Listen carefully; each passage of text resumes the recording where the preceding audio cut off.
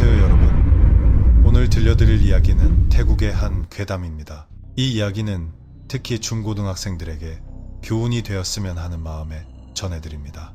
주변에 귀신을 봤다는 친구가 있거나 누군가에게 악령이 씌었을 때 절대로 함부로 말하거나 귀신을 도발하는 듯한 언행은 삼가야 합니다. 오늘 이야기는 바로 그런 행동 때문에 끔찍한 경험을 한 사람의 사연이기 때문입니다. 이 사연은 치앙라이의 한 학교에 다니던 청취자가 보내주셨습니다. 그는 영혼을 모독하는 듯한 말을 내뱉었다가 결국 학교를 자퇴할 뻔할 정도로 큰일을 겪었다고 합니다. 이 무서운 경험은 실제로 일어났던 일이며 부디 열린 마음으로 들어주시길 바랍니다. 이야기를 보내준 분의 가명은 보이라고 하겠습니다. 보이는 태국 치앙라이의 한 지역에 사는 성소수자 LGBT였습니다. 그가 다녔던 학교는 매라는 단어로 시작하는 지역에 있었는데 학교의 정확한 이름은 밝히지 않겠습니다. 시간은 2018년으로 거슬러 올라갑니다. 당시에 보이는 중학교에 막 입학한 신입생이었습니다. 이상한 일들을 너무 많이 겪어서 몇 번이나 자퇴를 고민할 정도였죠. 하지만 원래 보이는 귀신이나 영혼 같은 것을 전혀 믿지 않는 아이였습니다.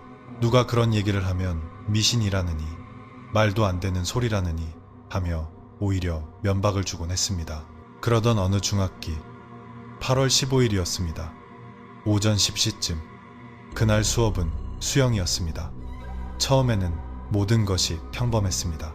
그런데 그의 친구 중 한 명에게 이상한 일이 생기기 시작했습니다. 그 친구의 가명은 M이라고 하겠습니다. M은 여학생이었는데 학교 매점 옆 화장실로 옷을 갈아입으러 들어갔습니다. 학교 구조를 잠시 설명해 드리겠습니다.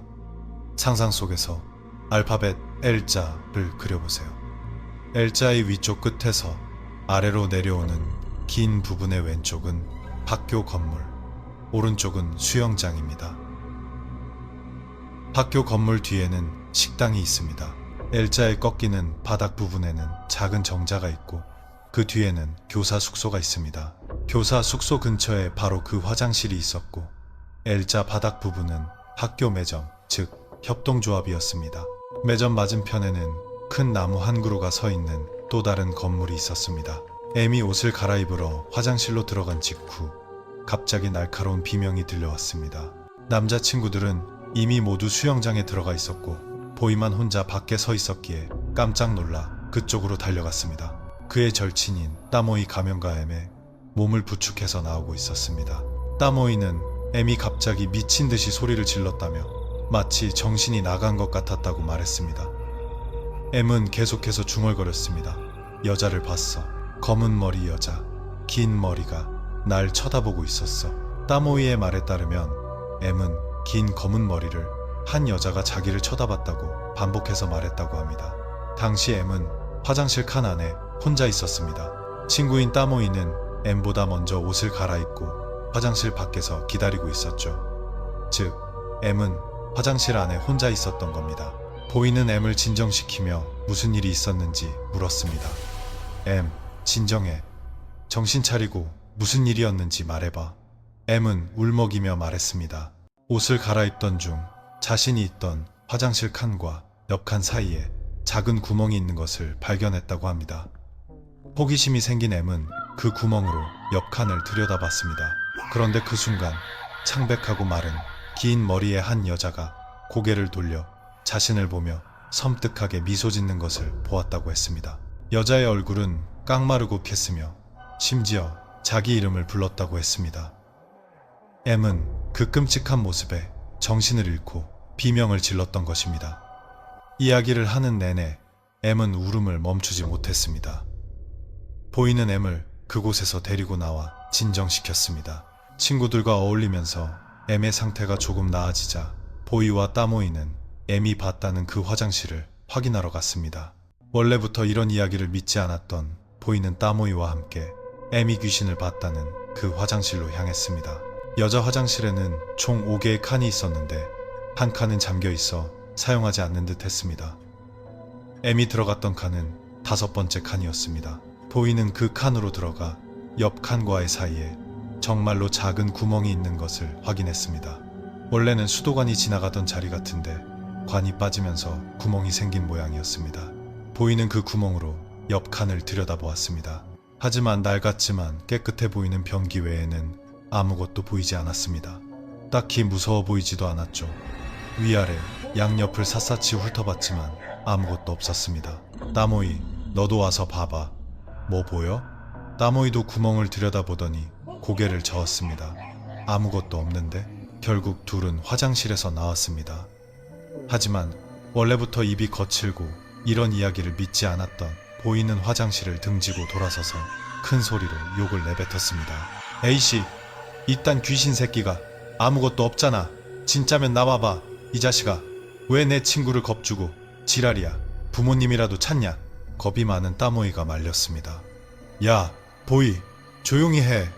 왜 그런 말을 해? 왜 도발하는 거야? 아무것도 아닐 거야. 가자. 그 후 보이와 따모이는 길을 건너 수영 수업을 마저 들었습니다. 그날 수영 수업은 자유시간이었기에 다들 자유롭게 놀고 있었습니다. 수업이 끝날 무렵 대부분의 아이들이 물 밖으로 나가고 보이가 마지막으로 물 밖으로 나가려던 순간이었습니다. 갑자기 누군가가 그의 수경을 뒤에서 세게 잡아당기는 느낌이 들었습니다.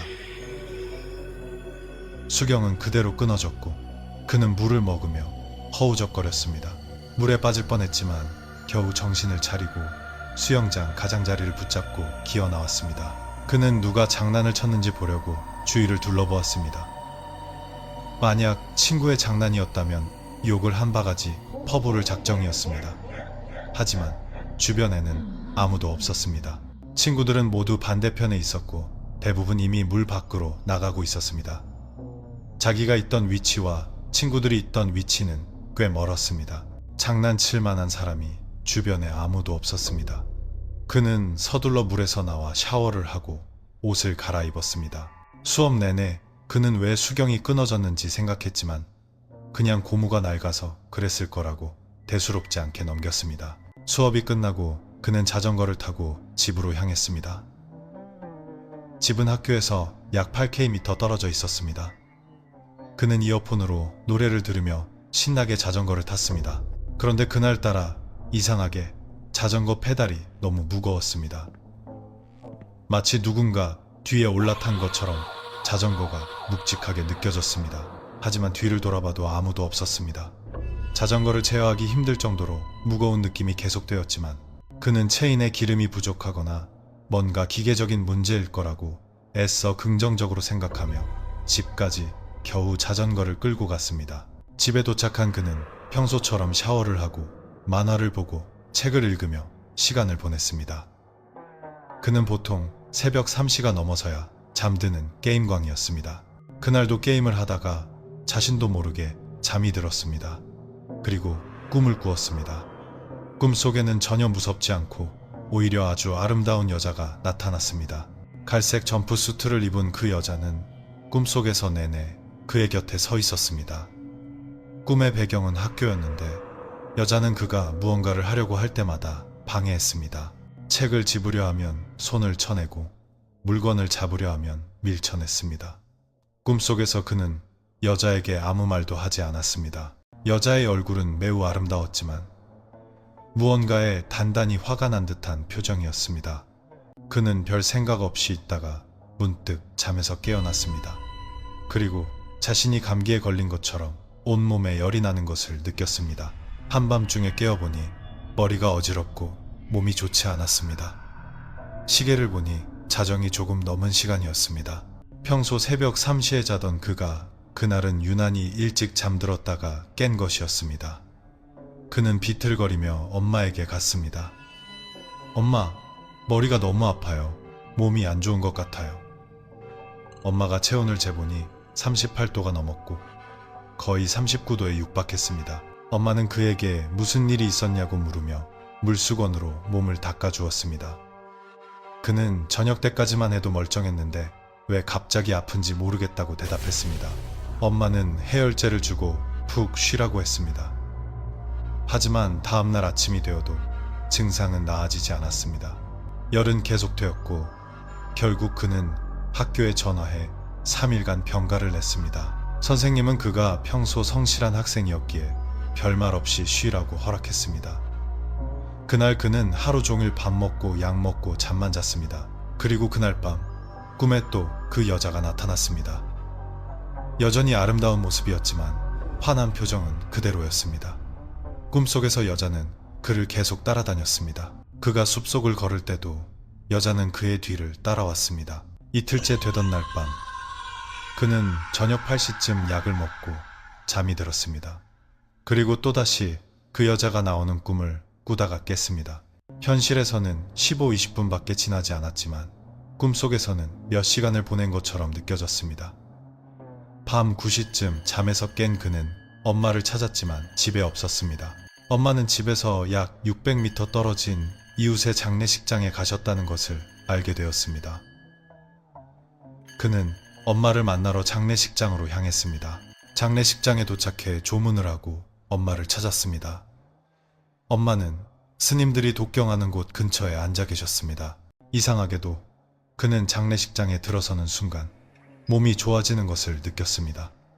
그는 엄마 옆에 앉아 독경이 끝날 때까지 기다렸습니다. 그런데 엄마와 함께 집으로 돌아오는 길에 장례식장에서 멀어지자마자 다시 몸이 아파오기 시작했습니다.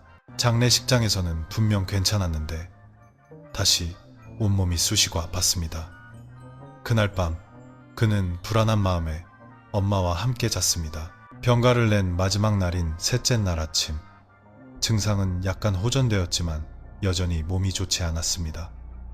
저녁이 되자 그는 다시 장례식장에 가야 했습니다. 하지만 이번에는 어제와 달랐습니다. 상태가 좋아지기는커녕 오히려 훨씬 더 나빠졌습니다. 장례식장에 도착하자마자 그는 쓰러질 듯한 두통에 시달렸습니다.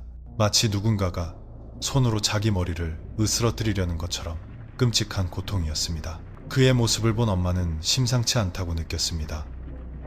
평소 영적인 것에 관심이 많았던 엄마는 이렇게 말했습니다. 아무래도 네 상태가 정상이 아닌 것 같구나. 가끔 네 뒤를 따라다니는 여자가 보이는 것 같아. 얼핏 보였다가 다시 보면 사라지곤 해.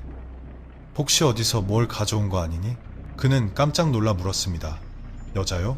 무슨 여자요, 엄마? 말도 안 돼요. 제가 남자를 좋아하는 거 아시잖아요. 하지만 그는 이내 이상한 낌새를 눈치채고 다시 물었습니다. 엄마, 방금 그 여자 어떻게 생겼어요? 엄마는 그 여자가 아주 아름다운 얼굴에 엉덩이까지 내려오는 긴 검은 머리를 하고 세련된 갈색 점프수트를 입고 있었다고 설명했습니다. 하지만 눈빛은 어딘가 화가 나 보였다고 덧붙였습니다. 그 설명은 보이가 꿈에서 본 여자와 정확히 일치했습니다. 그 순간 그는 모든 것을 깨달았습니다. 그 여자는 귀신이었던 것입니다. 믿지 않던 현실이 눈앞에 닥치자 그는 순식간에 공포에 휩싸였습니다. 얼굴이 새하얗게 질린 그를 보고 엄마가 무슨 일이냐고 다그치자 그는 결국 울음을 터뜨리며 모든 것을 고백했습니다. 친구가 화장실에서 귀신을 봤던 일, 그리고 자기가 그 귀신을 향해 온갖 심한 욕을 하며 도발했던 일까지 전부 털어놓았습니다. 그 이야기를 들은 엄마는 그럴 줄 알았어 라며 탄식했습니다. 마침 주변에 있던 이웃 아주머니들이 그 모습을 보고 다가왔습니다. 울고 있는 보이를 본 한 아주머니는 그를 달래며 부적이 붙은 옷핀을 그의 옷에 꽂아주었습니다. 이거 하고 있어. 절대 떼면 안 돼. 그 귀신한테 목숨을 빼앗길라. 샤워하고 옷 갈아입을 때도 꼭 다시 달아. 그리고 아주머니는 그를 진정시키려고 머리를 쓰다듬었습니다. 그런데 그의 머리에서 손을 떼는 순간 아주머니는 비명을 질렀습니다. 세상에, 이것 좀 봐. 아주머니의 손바닥에는 길고 검은 머리카락이 한 움큼 붙어 있었습니다. 그 자리에 있던 모든 사람들이 경악했습니다. 아주머니는 소리쳤습니다. 아무래도 안 되겠다. 얘야, 내일 당장 가서 사죄해야 해. 어디서 그랬니? 보이는 학교 화장실에서 그랬다고 말했습니다. 아주머니는 해가 뜨기 전 새벽에 학교가 조용할 때 음료수와 음식들을 가지고 가서 그 자리에서 사죄하라고 신신당부했습니다. 이건 그 귀신이 너에게 보내는 마지막 경고야. 다음날 새벽 5시 30분 보이는 엄마와 함께 사죄를 위한 음식을 챙겨 학교로 향했습니다. 아직 어둑어둑한 새벽, 두 사람은 자전거를 타고 학교로 갔습니다. 학교에 도착하자마자 그는 엄마를 데리고 교사 숙소 근처에 그 화장실로 갔습니다. 엄마는 주변에 이상한 것이 없는지 먼저 살폈습니다. 화장실 뒤편에는 잡초가 무성한 작은 숲이 있었습니다. 엄마는 그곳에서 부러진 신당 기둥 같은 것을 발견했습니다. 기둥만 덩그러니 남아 있었고 주변에는 음식이 담겼던 쟁반과 재물들이 놓여 있었습니다. 며칠 되지 않은 듯 음식은 이제 막 썩기 시작한 상태였습니다. 그리고 기둥 옆에는 여러 벌의 옷이 걸려 있었는데 그 중에는 꿈에서 봤던 그 갈색 점프수트도 있었습니다. 그것을 본보이는 온몸에 소름이 돋았습니다. 엄마도 그 옷을 가리키며 말했습니다. 보이, 저 옷이야. 내 뒤를 따라다니던 그 여자가 입고 있던 옷이 바로 저거야. 이건 우연이 아니었습니다. 엄마는 가져온 음식을 차리고 향을 피우며 사죄 기도를 시작했습니다. 보이도 엄마를 따라 간절히 용서를 빌었습니다. 부디 노여움을 푸시고 이 아이를 용서해 주십시오. 아이가 어려서 철없이 한 행동입니다. 이렇게 와서 사죄하오니 저희가 올린 제물을 받으시고 이 아이를 용서해 주소서. 기도를 마치고 그들이 화장실 뒤편을 막 빠져나오던 순간이었습니다. 보이는 무심코 뒤를 돌아보았습니다. 그리고 보고야 말았습니다. 어두운 기둥 옆에 긴 머리카락으로 얼굴을 가린 흰 옷의 여자가 서서 자신들을 지켜보고 있는 것을. 그는 꿈이 아닌 현실에서 그 존재를 똑똑히 목격하고는 겁에 질려 황급히 고개를 돌렸습니다. 그날 밤 그는 일찍 잠자리에 들었습니다. 그리고 다시 꿈을 꾸었습니다. 꿈속에서 그는 숲속의 한 평상에 앉아 있었고 등 뒤에는 하얀색 태국 전통 가옥이 있었습니다. 그때 꿈에 나타났던 그 아름다운 여자가 집에서 걸어 나왔습니다. 그녀는 그의 머리를 쓰다듬으며 다정하게 말했습니다. 이제 너를 용서해 주마. 다시는 그런 행동을 하지 말거라. 나는 그저 외로워서 네 친구에게 장난을 쳤을 뿐이야. 네 친구가 본 것처럼 무서운 모습이 아니라 이렇게 아름다운 모습으로 나타난 건 널 겁주고 싶지 않아서였단다. 다음날 아침 그는 잠에서 깨어났습니다. 그리고 신기하게도 며칠간 그를 괴롭혔던 모든 병의 증상들이 말끔히 사라져 있었습니다. 그 후 그는 학교를 무사히 졸업할 때까지 다시는 그 여자를 보지 못했습니다. 하지만 궁금증을 참을 수 없었던 그는 학교에서 40년 넘게 근무한 한 선생님께 그 화장실에 대해 여쭤보았습니다. 선생님은 놀라운 이야기를 들려주었습니다. 21년 전 그 자리에는 교사 숙소가 있었다고 합니다. 방콕에서 새로 부임해온 24살의 젊고 아름다운 여교사가 그곳에 살았습니다. 학생들에게 인기가 많았던 그녀는 부임한 지 5년쯤 되었을 때 남자친구에게 실연당한 아픔을 이기지 못하고 주말 동안 숙소 화장실에서 연탄을 피워 스스로 목숨을 끊었다고 합니다. 아무도 그녀의 죽음을 몰랐지만 그녀의 영혼이 동료 교사의 꿈에 나타나 덥고 배고프고 숨을 쉴 수 없다고 호소했습니다. 월요일이 되어서야 사람들이 그녀의 시신을 발견했습니다. 그 후 그녀의 유령이 학생들 눈에 띄기 시작하자 학교는 그 숙소를 허물고 그녀를 위해 그 자리에 작은 하얀색 사당을 지어주었습니다. 그녀는 꿈에 나타나 새 옷이나 음식을 부탁하기도 했고 사람들은 그녀를 그곳의 수호신처럼 여기게 되었습니다. 하지만 2006년 새로 부임한 교장이 학교를 개조하면서 그 사당을 부수고 그 자리에 지금의 화장실을 지었다고 합니다. 그때 사당이 부서지면서 기둥만 남게 된 것이었습니다. 공사를 했던 인부들조차 며칠 뒤 그 자리에 와서 사죄를 해야 했다고 합니다. 이야기를 들은 보이는 모든 것을 이해할 수 있었습니다. 왜 그곳의 신령이 전통 의상이 아닌 현대적인 옷을 입고 있었는지를 말입니다. 현재는 그 부서진 사당을 더 적절한 장소로 옮겨 다시 모셨다고 합니다. 보이라는 가상의 인물이 겪었던 이 경험담은 그를 완전히 바꿔놓았습니다. 그 이후로 그는 영적인 존재를 절대 모독하지 않는 사람이 되었습니다. 직접 겪어보기 전까지는 절대 믿지 못했던 그가 이 일을 계기로 귀신과 영혼의 존재를 확신하게 된 것입니다. 많은 사람들이 귀신이나 영혼 이야기를 미신이라고 치부하지만 만약 당신이 그들처럼 직접 겪게 된다면 그것이 얼마나 무서운 일인지 결코 알지 못할 것입니다.